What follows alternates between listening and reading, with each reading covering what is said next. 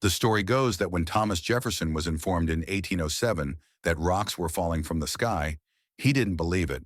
He supposedly remarked that it was easier to believe that two Yankee professors could lie than to admit that stones could fall from heaven. While this is a great story, it is, unfortunately, not true. Lucky for my audience, this video is not about Jefferson's skeptical views on rocks falling from space. This video is about finding meteorites, rocks from heaven.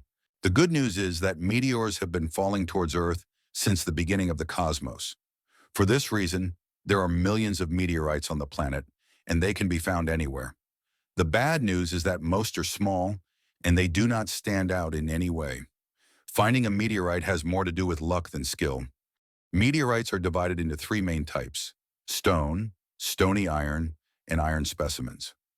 Stone meteorites weather quickly, resemble Earth rocks, and can be challenging to find. These meteorites are believed to form in the outer crust of a planet or an asteroid. Occasionally, stony meteorites contain slight, grain-like inclusions called chondrules. When a stone meteorite falls to Earth, it often has a shiny fusion crust. These meteorites can look quite similar to conglomerate rocks, which are a type of sedimentary rock. Because of this resemblance, it can be challenging to distinguish between stone meteorites and Earth rocks, making it difficult for non-experts to identify them. The stony iron meteorites are the rarest known type of meteorite. They consist of nickel iron and rocky materials and are not always magnetic. It is believed that stony iron meteorites form at the boundary between a planet's core and mantle. Iron meteorites, also known as siderites or ferrous meteorites, are composed of an iron-nickel alloy derived from an asteroid. With this information in mind, let's go out and search for a meteorite. For a layperson, the easiest type of meteorite to find and display in a rock collection is the iron meteorite. When I search for rocks, I typically visit rock fields or old riverbeds.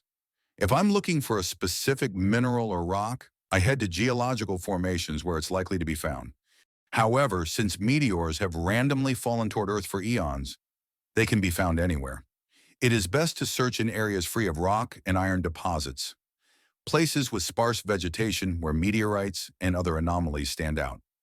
This is why deserts are popular places for meteorite hunting. If any meteorites are present, their contrast against the sandy background makes them easier to see. Most iron meteorites are magnetic, but not all. Since iron meteorites are an iron-nickel alloy, using a metal detector can be an effective way to locate them, but it's important to note that not all dark magnetic rocks are meteorites. A typical example of this is lodestone. Lodestone is a heavy, dark rock with a high iron content that could easily be mistaken for a meteorite. So what does an iron meteorite look like? And how do I know I found one? First, meteorites are usually black to dark brown with signs of oxidation. Being primarily an iron-nickel compound, the rock will be heavy for its size. Because meteorites are what's left of a meteor after they have hit the Earth, they are irregular shapes and seldom round. They are pitted, sometimes with abrasion called regmaglyphs that resemble fingerprints. Since many meteorites are magnetic, they can be located with a metal detector, and they will cling to magnets. When you scratch a meteorite on an unglazed ceramic surface, it should not leave any streak. If a dense rock does leave a black or red streak, it likely contains the iron minerals magnetite or hematite, which are not typically found in meteorites. While light-colored crystals found in quartz are common in Earth's rocks, they are absent in meteorites. Meteorites also lack bubbles, unlike Earth's volcanic rocks. Good luck finding a meteorite. Happy hunting. Please subscribe. Until next time, bye.